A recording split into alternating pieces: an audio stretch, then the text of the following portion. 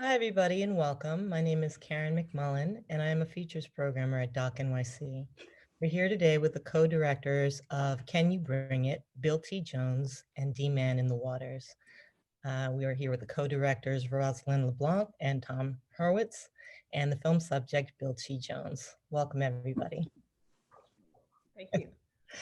So this was one of my favorite films in the festival. I'm a big fan of dance and of your choreography, Mr. Jones. I've probably seen you, Roz, dance, and Tom, you're a big, you've had tons of films at the festival. You're an amazing cinematographer. So we're very honored to have your work here. So let's talk about the film. Um,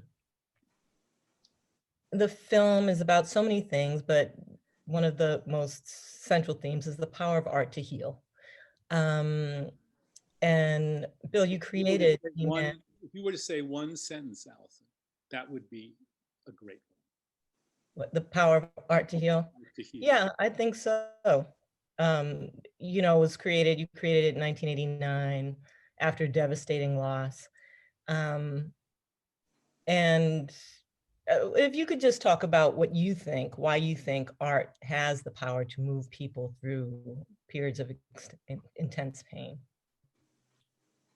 Is that to me or who is that to? Or anybody can answer.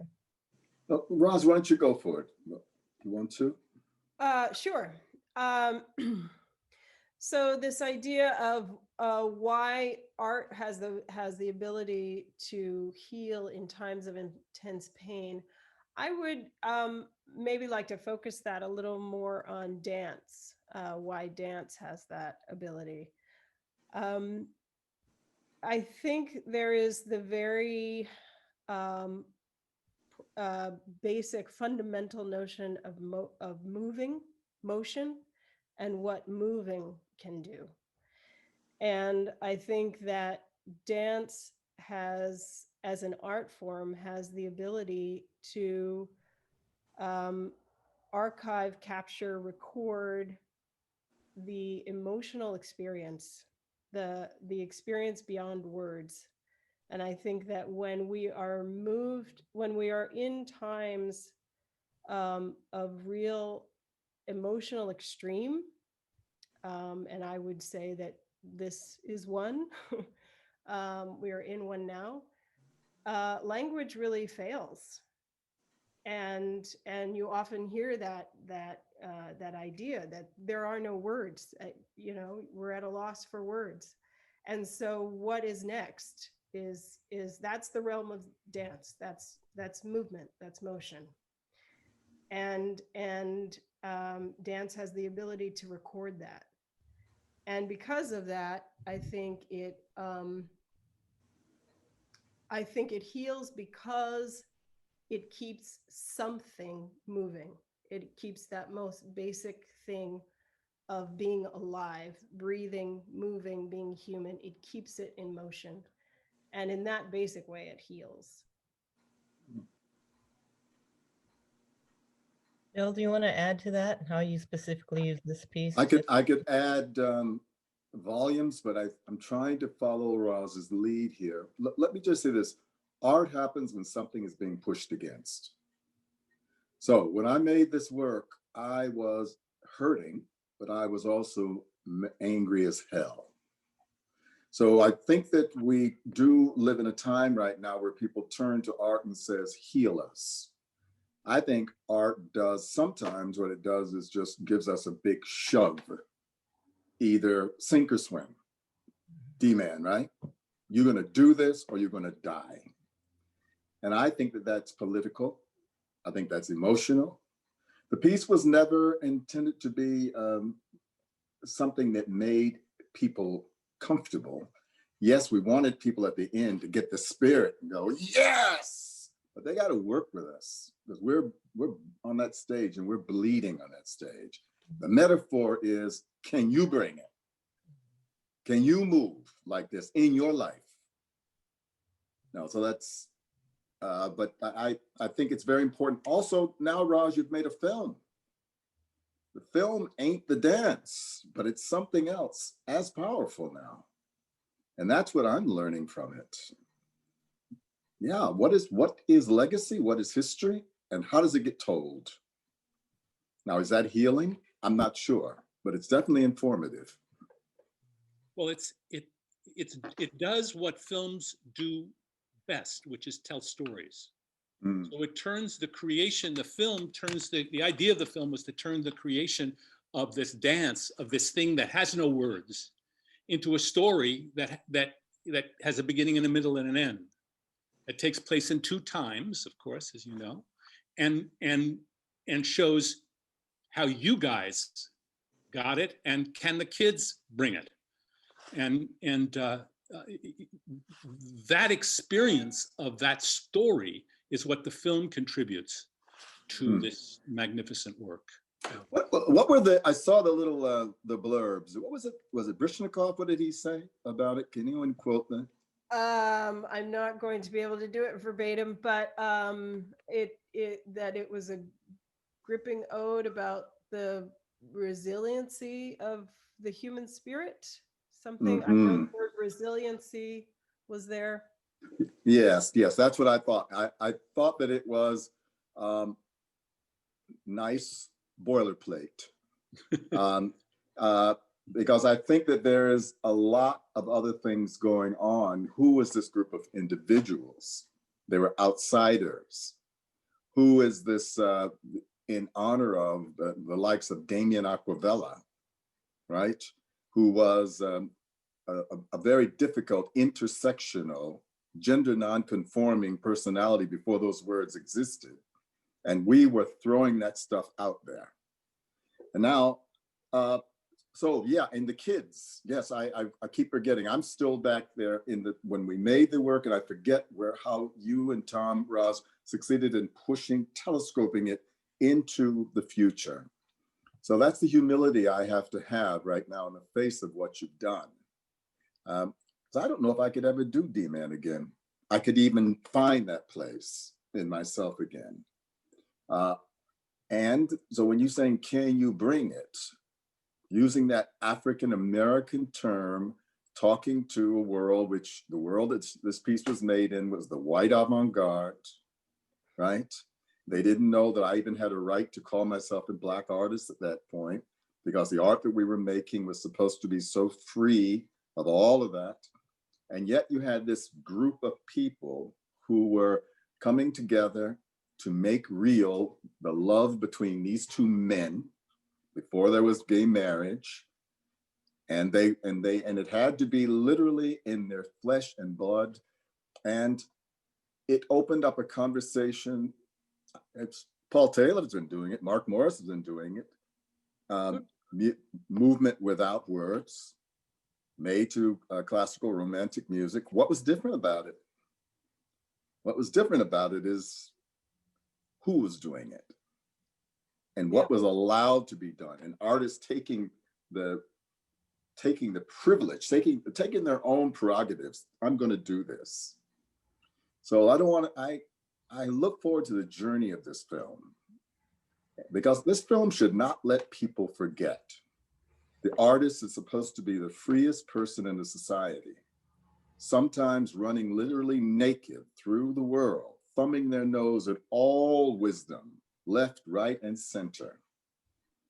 I don't want people to forget about it. As Damien Wurtzel said when we were we showed the piece at Juilliard last year, one of the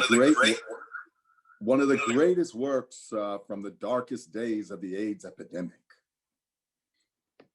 Okay, now we got to wear that, right? Now this work is not about it. This work is not about anybody's epidemic, but it's about what you were talking about, Roz, right now. What is the dark spirit? What's happening, and how do you push back against it? But I'm talking so much. I'm sorry, Roz and Tom. Yeah. It's also about art, to follow up on your point, it's also about art as a historical document. Some pieces of art are fixed and some are fluid. Dance, this has been reinterpreted. You said you might not be able to do this again, but you know, what Roz and your students brought to it is the reimagining and restaging it for Well, another. what I meant by that, where can I ever be that innocent again? Can I ever be that trusting of the world again? Can I ever lay my guts like that out in the world again? And I think you, just like your virginity, you lose it once. There's something, it was a very expensive thing to have done publicly. Yeah. And that's why I'm so grateful to Roz and Tom that they did not let the world forget. But we shouldn't forget that this was, you're lucky in your life if you have one moment where you're at once strong enough, brave enough, and resourceful enough to throw down and make something like that come into being. So can I ask you, Tom, about just your role in the piece as a cinematographer? You've worked with all types of artists and singers, opera singers, and all sorts of people. What was it like shooting dancing? Well, when Roz and I talked about how we were going to film this dance, I decided that I wanted it to be done in a way that dance had never been seen, really never been seen before. Mm-hmm. And that meant to see it like another dancer, because the film was about being a dancer in this dance. It's about what the art not only did to the audience, less about that. It's what the dance did to the dancer and the choreographer, and what the act of creating and performing this dance does to the people in it, and what it takes for the people who dance it to be able to dance it. They need to bring it. They need to get to a place inside of themselves where they can find, as Bill says, find what is for you what we had to face. So that meant that as well as looking at the dance as a stage piece, which we did, we also wanted to film it like we were in it. And that meant, and it was a lot of work, and it's something I'd been thinking about for a long time in my work as a cinematographer, is how we would do that. And that was just an extraordinarily exciting piece, and to be able to do that with, and wonderful dancers to be able to work with. Bill's company at the time, it was just terrific, and so I'm actually here right off of a film set with people who were actually there that day when we shot it, and remember, and those of us who were, remember those days as being one of the key experiences of our lives.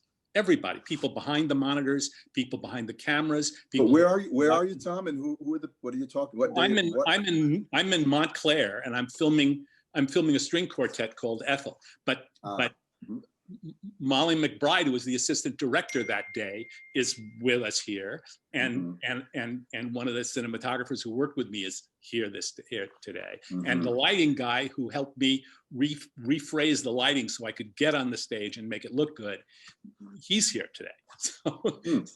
And we all just loved doing it. It was just, as I said, one of the top experiences of our lives. Roz, let me ask you a question about your experience of working with these millennials who weren't even born when the original piece was written. As an audience member, we are all, or I was, very surprised when that aha moment. It's like they weren't even around when the devastation of AIDS was happening. What were you most surprised to learn about your dancers through the making of this film? That's a great question. I don't think I've ever been asked that question. You know, I think that it goes back, it ties into a couple of things that I was thinking when I was listening both to Tom and Bill just now.